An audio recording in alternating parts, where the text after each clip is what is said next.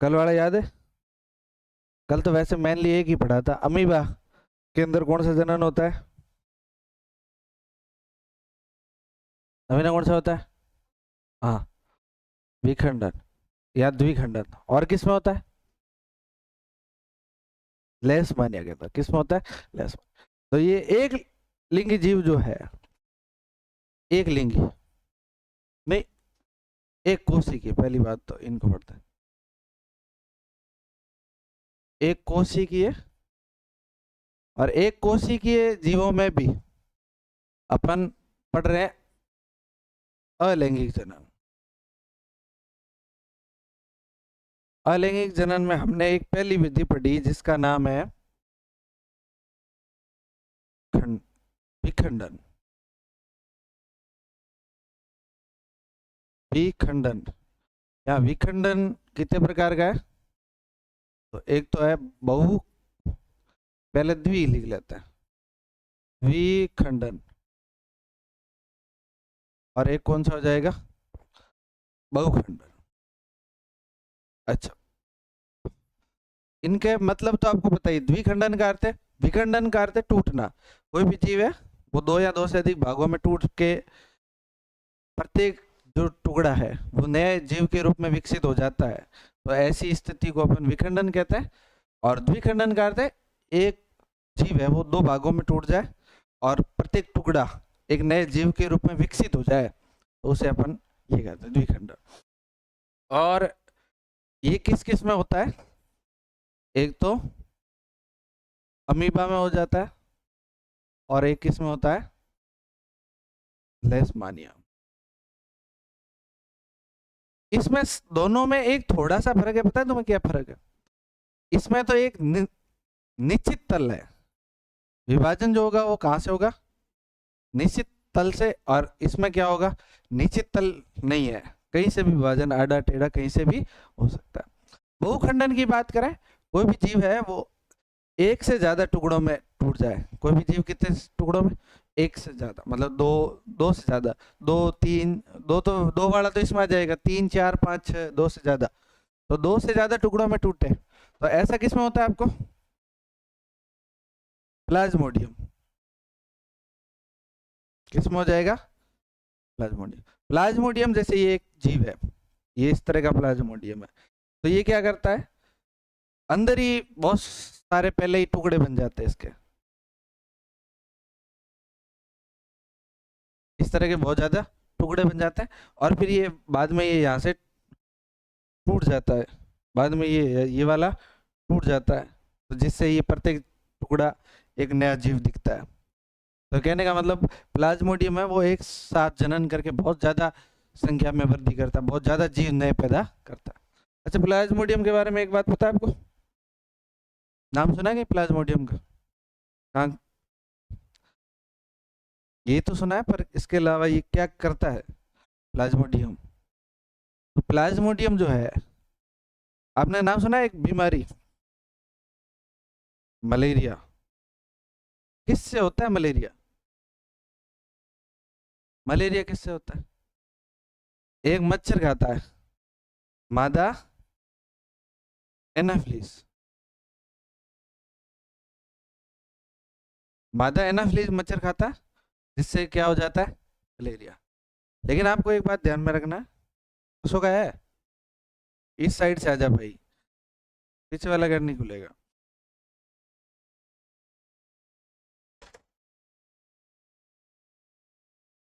तो मादा एनाफ्लिस मच्छर जो है वो काटता तो है, तो इसका अर्थ है ये मलेरिया का रोग वाहक है। चुपचाप बैठ जाओ, रोग वाहक है।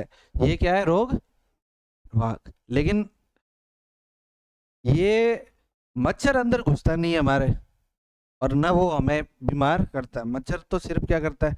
बाहर से काट देता है।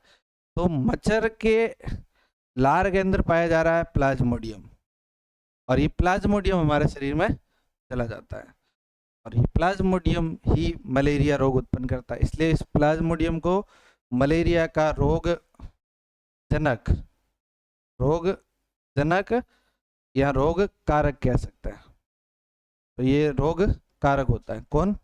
प्लाज्मोडियम। इसलिए प्लाज्मोडियम अकेला जाएगा हमारे शरीर में। तो बताओ, एक बहुत कम समय में जनन करेगा, एक बार जनन करेगा तो ये बहुत ज्यादा सैकड़ों नए प्लाज्मोडियम पैदा करेगा, फिर सैकड़ों नए प्लाज्मोडियम, प्रत्येक एक प्लाज्मोडियम और जनन करेगा, तो बहुत ही कम समय में बहुत ज्यादा फैल जाता है। इस वजह से मलेरिया बहुत भयंकर रूप से बुखार आता है कि नहीं?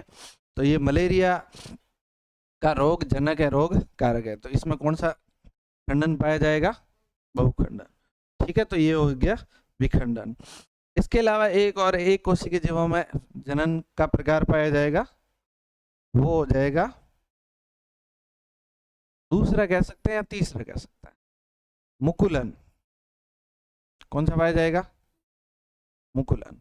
मुकुलन का अर्थ है एक बर्ड जैसी संरचना, एक थोड़ा सा उबार नुमा संरचना निकलती है किसी जीव में, ऐसे उबार नुमा, और वो धीरे धीरे विकसित होती है और उस नए जीव से अलग हो जाती है। और जैसे मान लो ये एक जीव है, ये कोई भी जीव है, इसके बड नुमा संरचना, एक ऐसी संरचना निकलती है, इसे अपन बड कहते हैं या बड, या इसको ऐसे भी कह सकते हैं मुकुल कहते हैं। ये मुकुल जैसी एक संरचना निकलती है, एक उबार नुमा संरचना निकलती है, और ये धीरे धीरे ये विकसित होती है और ये यहाँ से टूट जाती है और ये अलग जनन हो जाता है। और ऐसा आपको पता है किस में पाया जाता है? ईस्ट के अंदर। एक कोशिकीय के जीवों में किस में पाया जाता है? ईस्ट के अंदर। जैसे ईस्ट ईस्ट है, ये यहाँ अपन ईस्ट बना देते हैं, ये ईस्ट है और इसके ऊपर एक बड निकली, ये क्या है? बड।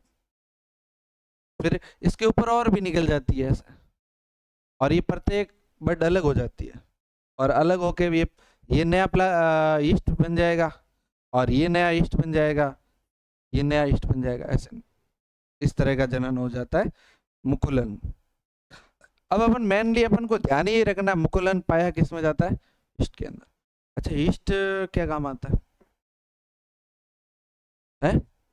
क्या करने में? हाँ, एक तो एल्कोहल वाला ही है, इसके अलावा ये केक बनाने में काम आता है, ठीक, क्योंकि ये स्पंजी टाइप होता है, स्पंजी टाइप। केक आप लोगों ने देखा होगा, स्पंजी होता है एकदम, वो कठोर सा नहीं होता है, स्पंजी दब जाता है। केक है डबल रोटी,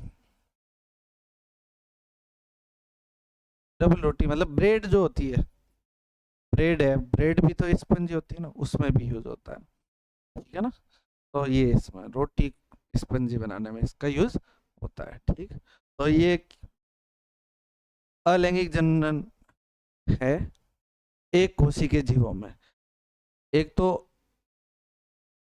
विखंडन, विखंडन दो प्रकार का, एक द्विखंडन और बहुखंडन। किसमें पाया जाता है द्विखंडन? अमीबा और लेशमानिया में। बहुखंडन किसमें पाया जाता है? प्लाज्मोडियम। प्लाज्मोडियम मलेरिया का क्या है? रोग वाहक या नहीं, रोग जनक या रोग कारक, जबकि रोग वाहक तो कौन होता है? मादा एनाफिलीज मच्छर होता है। फिर ये मुकुलन, मुकुलन किसमें पाया जाता है? ईस्ट के अंदर, और ईस्ट के अंदर एक मुकुल जैसी संरचना निकलती है या बड जैसी संरचना निकलती है, और वो बाद में टूट के अलग हो जाता है और नए जीव के रूप में विकसित होता है, नए जीव के रूप में विकसित होता है। तो ये हो गए एक कोशिकीय जीवों में सारे। अब अपन बात करेंगे बहुकोशिकीय जीवों में। अपन ने अलग लिया, बाकी सेम ही बात है। बहुकोशिकीय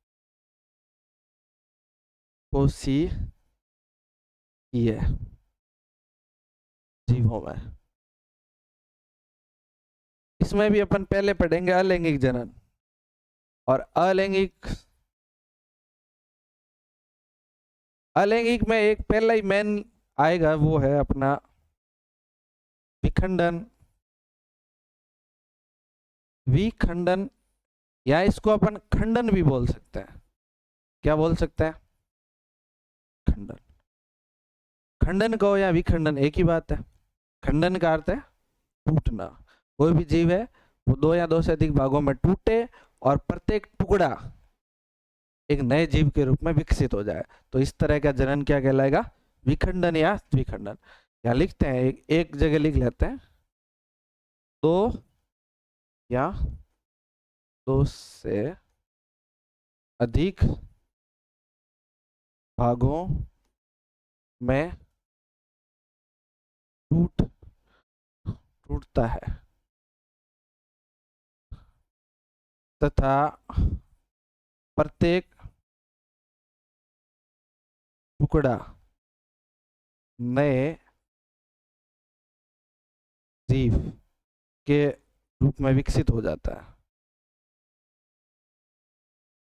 विकसित हो जाता है। बात समझ में आई होगी आप लोगों को कि कोई भी जीव है वो दो या दो से अधिक भागों में टूटेगा और प्रत्येक टुकड़ा एक नए जीव के रूप में विकसित हो जाएगा, तो ये क्या कहलाएगा? विखंडन या द्विखंडन, एक ही बात है। इसको शायद विखंडन भी कह सकते हैं, कई बार इसका नाम खंडन भी लिखा आएगा। जब अशोक याद है किस में होता है ये? नवीना बता किस में होता है? रमेश याद है? बोलो। स्पाइरो वगैरह एक इस तरह का एक जीव होता है, आप लोगों ने ये क्या नाम है इसका? स्पाइरो गायरा। स्पाइरो गायरा ये इस तरह का जीव है। अब इसको मान लो तोड़ा जाए, कहीं से भी ये टूट जाए, ये यहां से मान लो टूट गया, तो बताओ इसके ये एक टुकड़ा हो जाएगा, ये एक नए जीव के रूप में विकसित हो जाएगा, ये टुकड़ा एक नए जीव के रूप में विकसित हो जाएगा, और ये भी टुकड़ा एक नए जीव के रूप में विकसित हो जाएगा। तो ये अलग जितने भागों में टूटेगा उतने के उतने नए जीव बनते जाएंगे, ठीक है ना? स्पाइरो वगैरह। इसके अलावा भी जैसे स्पाइरो वगैरह है और एक चपटा गर्मी भी होता है। जितने टुकड़ों में वो टूटेगा इनके बड़ा फायदा है। अगर कोई तोड़े तो प्रत्येक जीव नए टुकड़े में बनता जाता है, नया जीव बन जाएगा, ऐसे कोई समस्या नहीं। अपने क्या है कि अगर मान लो कोई हाथ तोड़ दे तो उल्टा नुकसान हो जाए, इनके नुकसान नहीं हुए। अगर किसी ने यहाँ से कुल्हाड़ी मारी तो इसका अर्थ है कि दो टुकड़े हुए और दो नए जीव बन गए, है कि नहीं? तो इसका अर्थ ये भी है, अगर ऐसा मानव में पाया जाता तो कोई लड़ाई करने आता ना, तो कोई कुल्हाड़ी तलवार लेके नहीं आता, क्योंकि उसको पता है एक आदमी लड़ रहा है, मान लो ये एक आदमी लड़ रहा है तलवार लेके, और अगर कोई इसको काट दे, ये लो इसको काटा, तो बताओ ये टुकड़ा एक नया आदमी बन जाएगा और ये टुकड़ा एक नया आदमी बन जाए, तब तो उसके तो नुकसान हो जाएगा। कि क्यों नुकसान? इसलिए हो जाएगा कि दो नए जीव तैयार हो जाएंगे लड़ाई करने के लिए। इसलिए फिर ऐसे काटने का काम नहीं कर सकता कोई, लड़ाई में काटेंगे नहीं, लड़ाई में सिर्फ ठोकेंगे, मारो ऊपर ऊपर से, है ना? चलो अगला, अगला एक है पुनरुद्भवन।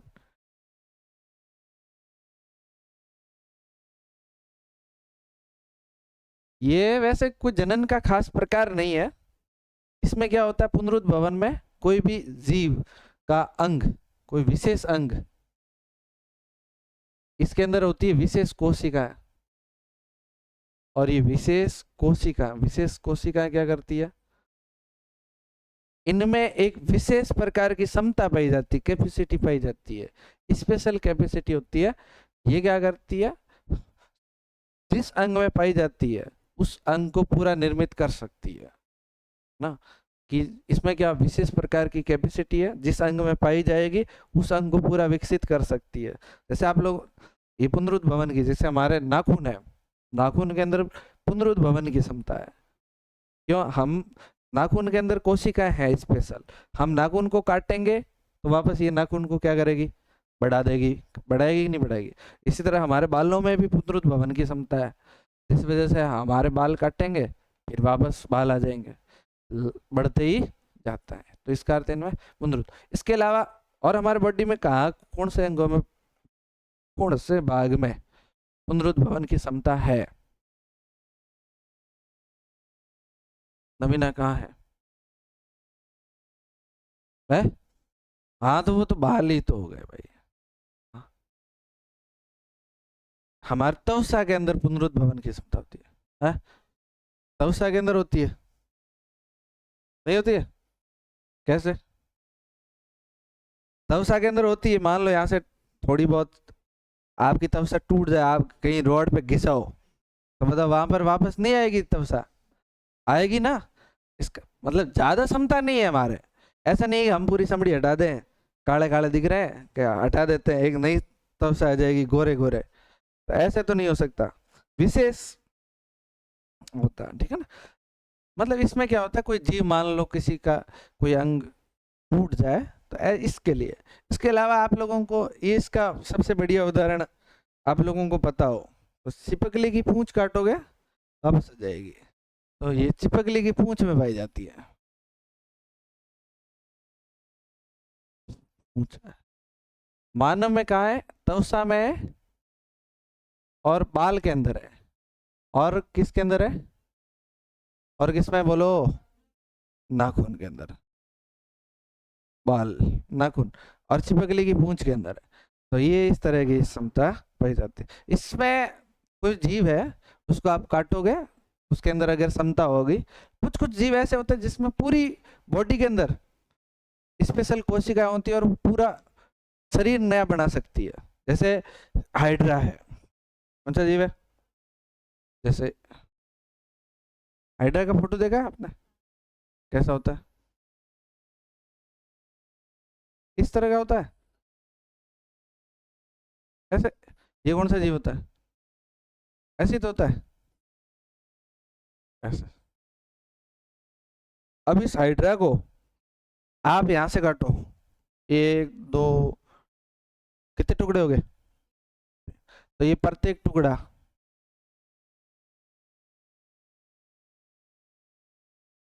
क्या बन जाएगा? एक नया जीव बन जाएगा।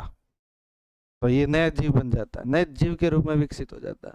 अगर अपन इसको काटे तो ये नए जीव के रूप में विकसित हो जाता है। इसके अलावा एक जैसे एक जीव और होता है, ये तो कौन सा जीव है? इसका नाम क्या बोलो? हाइड्रा। एक जीव है प्लेनेरिया, प्लेनेरिया, वो सिंपल सा जीव है।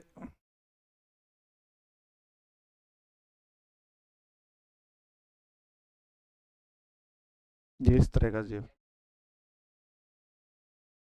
है, ठीक है। अरे कोई नहीं, ऐसा कौन सा जीव, ठीक है।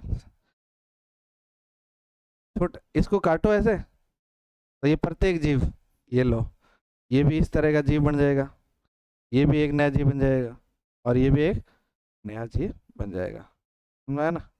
ऐसे यूँ आपको ये चीजें समझ नहीं है ना, कि कैसे कौन है। ये जीव जनन होता किस किस में है? एक तो हो गया हाइड्रा, मतलब जैसे मान लो हमारे अंदर पुनरुद्भवन की क्षमता है, लेकिन पुनरुद्भवन की हमारे अंदर इतनी क्षमता नहीं है कि हम हमारे मान लो एक अंगुली काटे हैं और एक अंगुली से ही नया जीव बन जाए, इतनी क्षमता तो हमारे अंदर है नहीं, है कि नहीं है? लेकिन इनमें क्या है, अगर थोड़ी भी आपने इतना भी काटा, ये वाला यहाँ से आपने बैठे बैठे इसका ये काट दिया, इसका मतलब ये आगे चल के एक नया जीव बन जाएगा, है? हाँ, मतलब इसके पूरे बॉडी के अंदर क्षमता है। प्लेन एरिया में, तो प्लेन एरिया में लास्ट की थोड़ी सी पूंछ काट दो तो भी हो जाएगा। इसी तरह से एक और एक मछली पाई जाती है, स्टार फिश।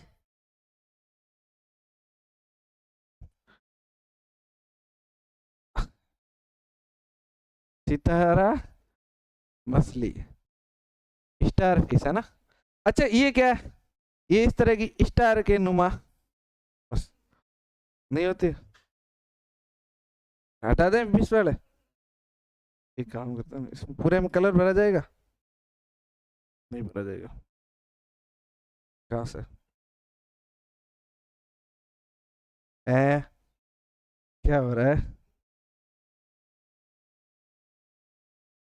नहीं नहीं, इसमें ये है, नहीं दूसरी कलर का भरते हैं अपन, ये वाइट भरते हैं।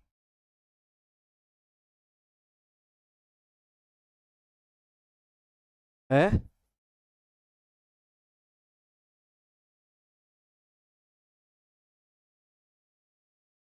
ये ये अपने हमने ये देखो, ये एक स्टार फिश मछली है, तारे जैसी एक मछली होती है, इसलिए इसका नाम स्टार फिश है, बाकी कोई बड़ी बात नहीं है। दूसरी मेन बात ये है कि इसके अंदर ये जो व्हाइट व्हाइट है ना, ये दिख रहा है, इस व्हाइट व्हाइट वाले भाग में पुनरुद्भवन की क्षमता पाई जाती है। और इसके अंदर पुनरुद्भवन की क्षमता कितनी है, कितनी है, इतनी क्षमता है कि एक नए जीव को बना सकती है। तो बताओ, पुनरुद्भवन की क्षमता पूरी मछली में नहीं है, ध्यान रखना।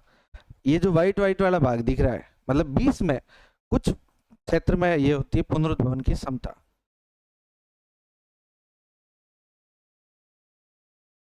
पुनरुद्भवन की क्षमता कहाँ है, 20 में। इसका अर्थ ये है कि अगर देखो ध्यान से, अब की बात समझना, इसमें अलग मामला है। अगर हमने यहां से ये काटा ऊपर वाला, तो बताओ इसके अंदर क्षमता है, नहीं है, इसलिए ये टुकड़ा ऐसे कटा हुआ पड़ा रहेगा, बस, इससे कोई मछली नहीं बनेगी।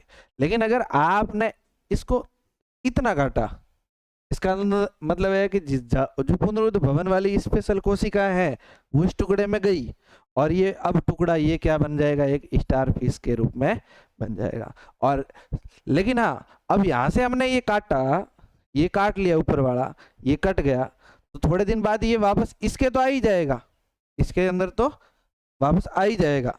क्यों? क्योंकि अंदर, इसके अंदर तो एक पूरा जीव बनाने की क्षमता है, इसलिए इसका तो काटोगे तो ये आ जाएगा। लेकिन ये टुकड़ा, इसके अंदर जो पुनरुद्भवन वाली कोशिकाएं हैं वो तो गई ही नहीं, तो ये टुकड़ा वैसा का वैसा रहा। लेकिन अगर हमने इसको यहाँ से काटा, और काटते ही उस टुकड़े के अंदर थोड़ी भी पुनरुद्भवन की क्षमता वाली कोशिकाएं गई, पुनरुद्भवन वाली क्षमता की कोशिकाएं गई, तो अपने आप वो नई स्टार फिश बना देगा ऐसा। तो स्टार फिश में मतलब आधी पुनरुद्भवन क्षमता होती है, आधी में नहीं होती है, थोड़ी 20 में होती है। और 20 में जहाँ पुनरुद्भवन की क्षमता वाली कोशिका है, अगर एक भी कोशिका अगर उस टुकड़े में गई तो वो नया जीव बना देगी।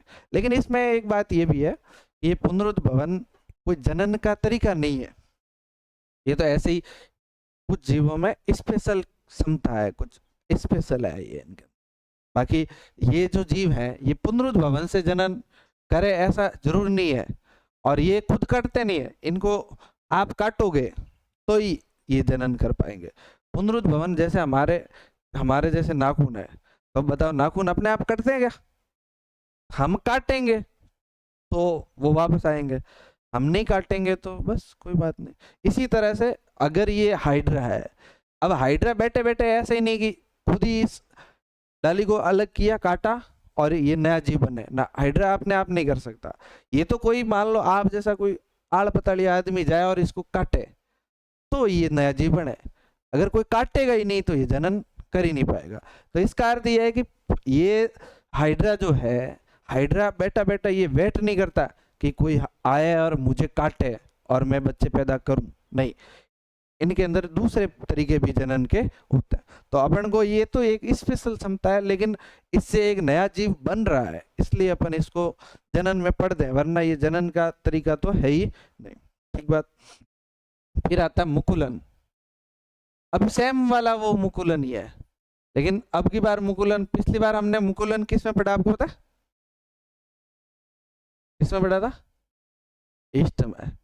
लेकिन अब की बार वाला जो मुकुलन पढ़ेंगे वो पढ़ेंगे अपन हाइड्रा में। किस में पढ़ेंगे? हाइड्रा बहुकोशिकीय जीव है, अभी मैंने बताया ना हाइड्रा इस तरह का जीव है ये, ठीक। अब हाइड्रा के अंदर कैसे होता है, देखो हाइड्रा में ये जो है इस तरह का जीव है, इसमें एक बड के जैसी एक संरचना निकलती है इस साइड से, फिर ये संरचना धीरे धीरे बड़ी होती है, और फिर ये संरचना यहाँ से अलग हो जाती है।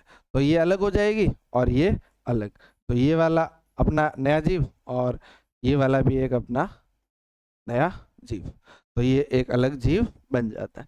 तो ये किस में हो जाता है? हाइड्रा के अंदर। अच्छा, हाइड्रा के अंदर एक और जनन पढ़ा हमने, पता है आपको? उसको याद है?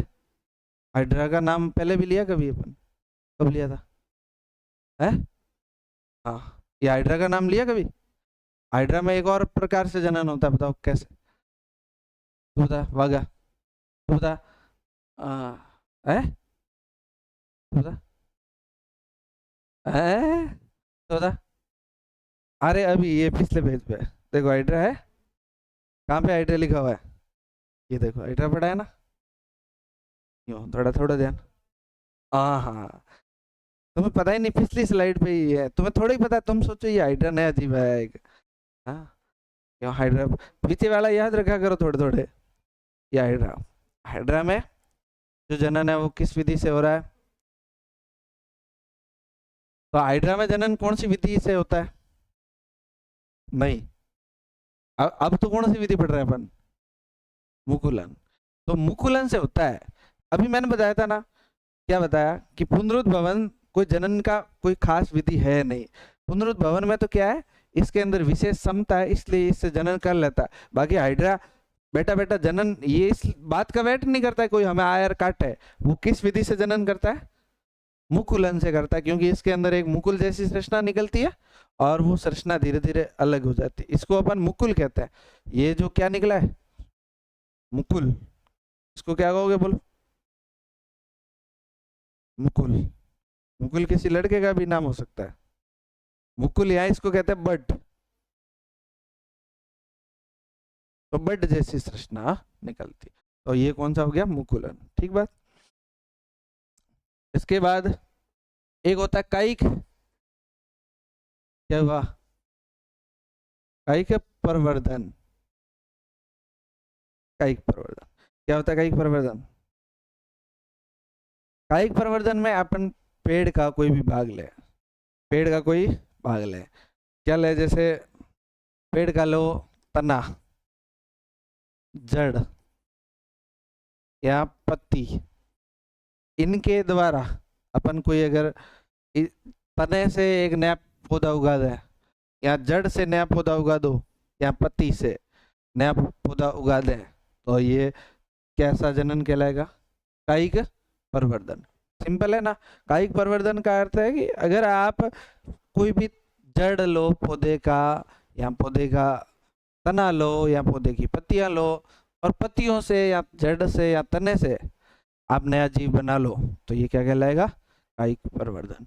अच्छा, आपको पता है क्या, जैसे जो अनार वगैरह आते हैं, अनार को कैसे करते हैं? वो शाखा लेते हैं, एक ये लंबी डाली है, इस डाली के टुकड़े की है थोड़ा इतना इतना थोड़ा फिक्स पीस, और इसको जमीन में डाला, खाद वगैरह दी, इन एक को यहाँ डाला, एक को यहाँ डाला, एक को ऐसे, सबको अलग अलग डाला, तो ये धीरे धीरे पौधे के रूप में विकसित होते हैं।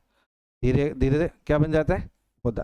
तो ये तो था तो क्या, एक तना या शाखा था या डाली थी, शाखा से क्या बन गए? ये पौधे बन गए, है कि नहीं है? तो ये पौधे बन गए, तो ये कौन सा तरीका है? कायिक प्रवर्धन है। ये कौन सा है? ठीक है ना।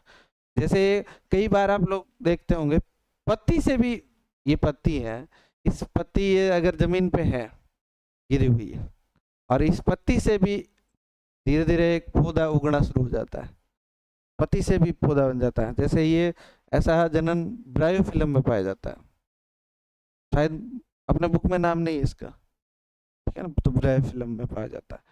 नाम नहीं है तो अपन को एक्स्ट्रा याद भी नहीं करना है। ये कायिक प्रवर्धन जो है, नाम नहीं है, याद ही नहीं करना है।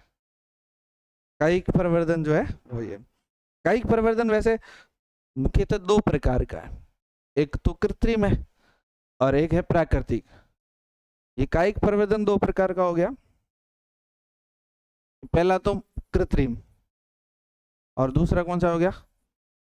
प्राकृतिक। प्राकृतिक का अर्थ है जो प्राकृतिक रूप से उसी तरह से पौधे उगते हैं, प्राकृतिक रूप से ऐसे उगते हैं। जैसे बताओ, आप अनार की बात करें, ये हमने अनार पे उदाहरण लिया था ना। अब अनार है, अनार के बीज होते हैं क्या? नहीं होते? होते हैं ना, अनार के बीज तो होते हैं, लेकिन फिर भी इसका मतलब प्राकृतिक रूप से वो जनन करेगा तो किससे जनन करेगा? बीजों के द्वारा पौधा बनना चाहिए। तो लेकिन हमने क्या किया, जबरदस्ती इसको काटा और काट के हमने पौधे लगाए। तो बताओ ये जनन जो है वो कायिक प्रवर्धन है, और कायिक प्रवर्धन में कौन सा, कृत्रिम या प्राकृतिक हुआ? कृत्रिम हुआ। प्राकृतिक का अर्थ है जिसमें बीज ही नहीं हो रहे हैं, वो अपने आप ज्यादातर उसमें ऐसे अपने आप ऐसे ही होता है। जैसे जैसे मान लो आप देखा होगा आलू, आलू है कि नहीं? अब आलू है, ये आलू है, तो आप देखोगे आलू पर एक वो बाहर निकलेगा जिसे अपन कहते हैं आंख। आलू की आंख होती है, और वो उसको अगर जमीन में डाल दोगे तो वो क्या बन जाएगा? पौधा बन जाता है कि नहीं है? हाँ, ऐसे जैसे ये इस तरह से बहुत ज्यादा इसमें निकलते हैं उबार। आप लोगों ने देखा हो आलू को काफी टाइम तक रखे हैं और थोड़ा नमी में क्या कह रहा है ये? हाँ, तो इनमें ये है, इसके अलावा ये तो आलू है, इसके अलावा तो आलू ही तो लिखा हमने। और अदरक, अदरक के अंदर भी एक विशेष प्रकार की क्षमता होती है। हल्दी है, ठीक नहीं है? गुड। और हल्दी है, हाँ, बिल्कुल, प्याज है, लहसुन है, हाँ लहसुन। खेती का तो अपन को पूरा अनुभव है, कोई चिंता ही नहीं है क्या? ये इसके अलावा ये एक दो नाम और लिखे हुए हैं बुक में। फर्न, और एक है अनानास। अनास या अनानास है, या जो भी है, अनास, अनास और फर्न, ये जो है इनमें भी कैसा जनन है? प्राकृतिक, कृत्रिम या प्राकृतिक कायिक प्रवर्धन। और दूसरे जैसे जिनको अपन जबरदस्ती तोड़ के अपन हमारी इच्छा से कर रहे हैं, वो क्या हो जाएगा? कृत्रिम, ठीक है ना? ये कृत्रिम जो है ये कितने प्रकार का होता है पता है आपको? दो। ये कृत्रिम कितने प्रकार का? एक तो है कतरन, और एक है कलम।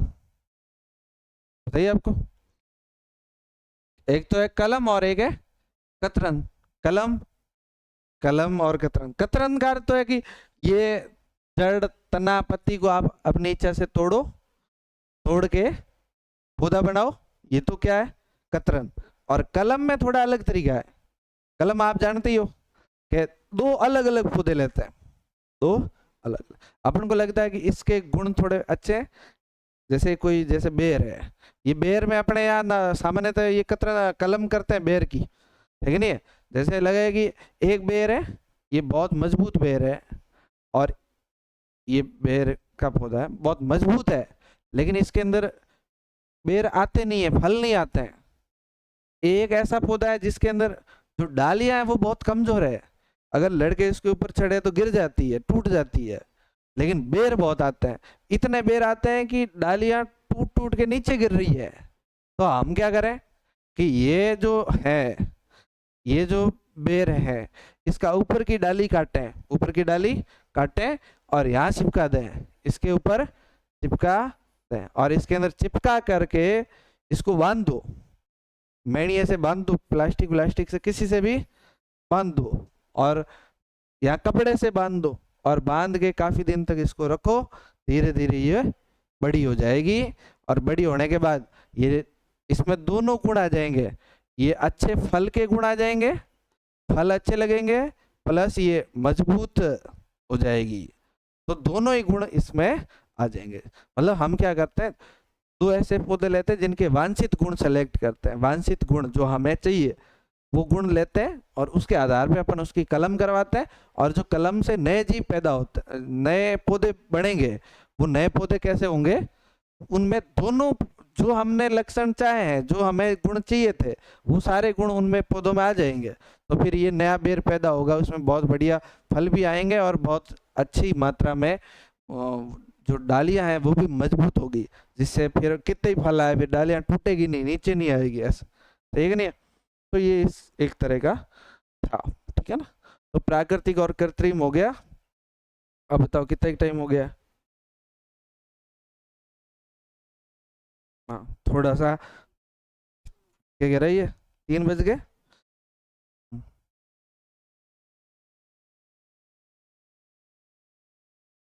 कतरन जो है, जैसे रसभरी या खट्टे फल है, गन्ने वगैरह, अनार वगैरह के लिए कतरन उपयोगी है। इसके लिए खट्टे फल है, रसभरी है या अनार है, इनके लिए। जबकि जो ये है कलम है, ये बेर है, आडू है, आडू भी आता है, नींबू है। और तुम किसके लिए करते हो कलम? तुम्हारे होती है क्या? नहीं पता? बोरुट है इसके लिए, ठीक है ना। अंगूर के लिए भी कर सकते अपन। तो ये है हमारे क्या, कायिक प्रवर्धन है। कतरन क्या कह रहा है? शहतूत, कतरन। कतरन गुलाब में भी हो जाती है, केले में भी हो सकती है, ये ऐसे। आओ, सही है। ऐसी बहुत सारी चीजें, ठीक है ना। चलो, तो ये इनकी विशेषताएं क्या है, कायिक प्रवर्धन के क्या क्या विशेषता है? पहली बात तो इनसे आप फल फूल जितने भी उगाओगे वो बहुत जल्दी उगेंगे। फल या फूल जो भी उगाओगे वो बहुत। आम आम तो इतनी मोटी बीज है, तुम क्यों, गुठली आती है उसको ही डाल के लिए विशेष परिस्थितियां चाहिए, ध्यान रखना पड़ता है। हो तो जाते हैं, हो ही रहे हैं लोग तो। हमने यहाँ बादाम कर रहे हैं, कुछ भी कर रहे हैं आजकल। जो कृषि अनुसंधान केंद्र है, वे कृषि अनुसंधान केंद्र वाले क्या करते हैं, ऐसी ऐसी किस्में, ऐसे बीज तैयार करते हैं जो हमारे मरुस्थल में उग जाए, हमारे मरुस्थल की परिस्थितियों को सहन कर सकते हैं, ऐसे तैयार कर रहे हैं। हमारे पास ऐसे हर चीज हमने तैयार करी है आजकल। ये सब नए जितने भी अपन यहाँ पर खेती कर रहे हैं वो सब इस तरह से तैयार किए हुए हैं। हाँ है। हाँ, नहीं, उगा ही रही है बहुत सारी। हाँ, यहाँ खजूर उगा रहे हैं, तो खजूर जबकि उगनी नहीं चाहिए थी, होती नहीं, लेकिन वो विशेष प्रकार के पहले तो हम भी लाके, हम घर वाले उगाते थे, प्रयास करते थे, लेकिन उगती थोड़ी थी। पाउडर है। हाँ, फिर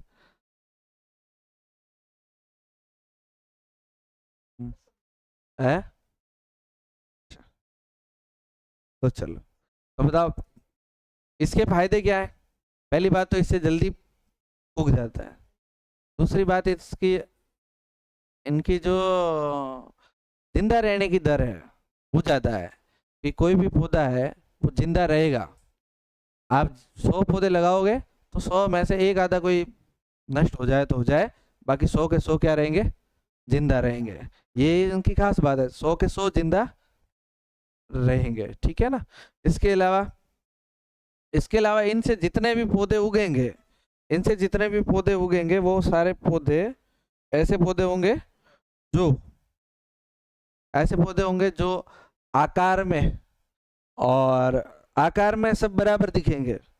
इसके अलावा ऐसे भी होंगे जो उनका जो फल है, फलों का भी आकार बराबर होगा। इसके अलावा ऐसे होंगे उनके फलों का स्वाद भी सेम होगा। तो इससे ये भी फायदा है कि आपने बढ़िया क्वालिटी के पौधे लाए हैं तो वो सारे के सारे आकार में सेम होंगे। इसलिए आप लोग देखोगे आजकल अनार के पौधे जब उगाते हैं तो वो आकार में समान उगते हैं, लेकिन आप घर में देखो, आप नीम उगाओ, 2 नीम उगाओ, क्या वो हमेशा आकार में बराबर दिखेंगे? एक बड़ा हो जाएगा, एक छोटा रह जाएगा, रहेगा कि नहीं रहेगा? खिचड़ियाँ देखो आपके खेत में, सारी खिचड़ियाँ एक जैसी दिखती है क्या?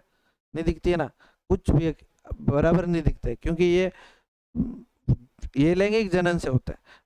लेकिन अलैंगिक जनन, और उन खिचड़ियों के फल भी देखो, एक खिचड़ी पे मीठी सांगरी आ रही है तो दूसरी पे नहीं आ रही है, एक पे लंबी आ रही है तो एक पे छोटी आ रही है। तो ये, लेकिन अब आप अनार का देखोगे, अनार यहाँ इस तरह से जो, हाँ जो भी, तो इनमें क्या होगा, सब में ही बराबर, पौधा भी बराबर, प्लस पौधे के फल भी बराबर, और रंग भी बराबर, सब चीजें बराबर, टेस्ट भी फलों का एक समान सा आता है, सही है कि नहीं है। इसके अलावा जो जनक में गुण होते हैं, जनक का अर्थ है जिससे हमने कतरन की है, वो जनक के सारे गुण उस संतति में आ जाते हैं। मतलब जितना बढ़िया पौधा लोगे आप, उस पौधे से कतरन करोगे, टुकड़े कर करके आपने नए पौधे बनाए, इसका मतलब है जो जनक के अंदर गुण थे वो सारे के सारे गुण उसमें आ गए। तो ये भी इसकी क्या है, विशेषता है। इसके अलावा ये कम समय में तैयार हो जाता है।